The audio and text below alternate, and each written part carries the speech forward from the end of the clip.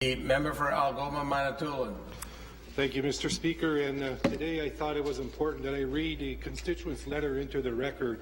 The gentleman's name, his name is Rob Burns, and he lives in Wawa.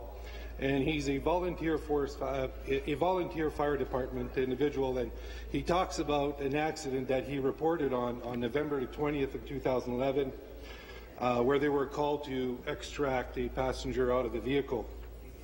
It says, on Sunday, October 20th, 2011, we were called to a particular sad car accident on Highway 17 south of Wawa.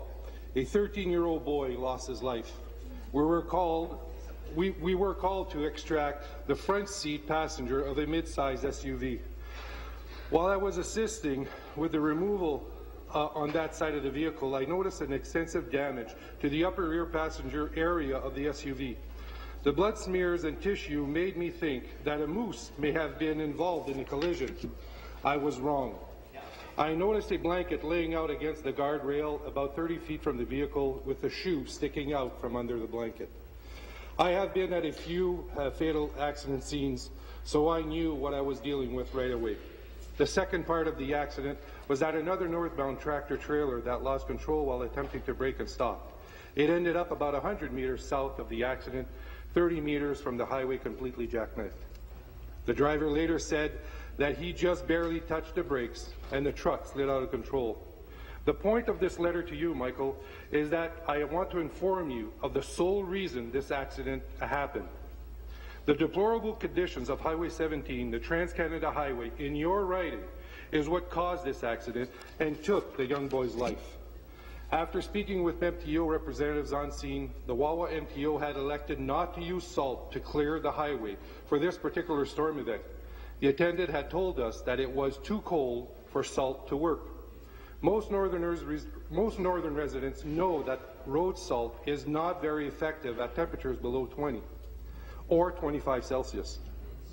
However, in this particular morning, the temperature was approximately minus 12 Celsius when I noticed the outside temperature in the morning before I got the call. Interestingly enough, after being at the scene for an hour or two, it became apparent that a salt truck had driven through and spread salt at the scene after it happened, but before the fire department and ambulance arrived. I came to that conclusion because the salt pattern had driven around parked and broken vehicles. How nice of the MTO to assist us in walking on the highway to clean up such a devastating mess to the families involved. Too bad they hadn't done their job properly that morning to prevent such a totally preventable car accident. I have lived in Wawa for about 12 years now.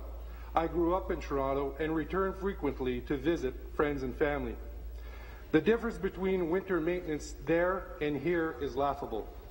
We regularly get forecasted snow events over 20 centimeters, and I have never seen any pre-treatment of the Trans-Canada Highway 17. I have a unique perspective about territorial road services differences. The fact that the NPO and our new service provider, Transfield, an Australian company, failed to use salt to correct the state of the road boggles my mind. Even one of the attending OPP officers at the scene told us that he phoned the MTO at 9 a.m. that morning and advised that the road condition was very, very slippery and quite unacceptable. Nothing was done to correct the situation, and an innocent youth was killed 2.5 hours later. As drivers, we never have any control over what other drivers do, but you, the politicians, do. You decide the policies. The policies govern the road policies, rules and road maintenance, workers and actions. The workers either put sand or salt on the road or they don't. You politicians made a bad decision on this policy, and this young boy's death rests squarely on your hands. You need to come up with a better policy for the condition of different types of winter road maintenance and consistent criteria for use of salt, sand, plows, or any combination of these. I have spoken to the MTO people, and they tell me that the climate is different and budgets are different, and all this is all, I won't use this term, but BS. The climate doesn't change over 10 meters on Highway 17, and the budget should make sense and promote safe highways instead of saving dollars. As in Ontario, I pay a huge amount of fuel tax, and there seems to be even an unwritten Northern Ontario fuel tax. Most days do, too. Although you guys don't get a cut of that, it all goes to the big oil companies who use a bigger fraction of that money to keep the roads safe. Another MTO employee informed me that Highway 17 in this area is a Class 2 highway. It is the Trans-Canada Highway. It is the 401 of Northern Ontario.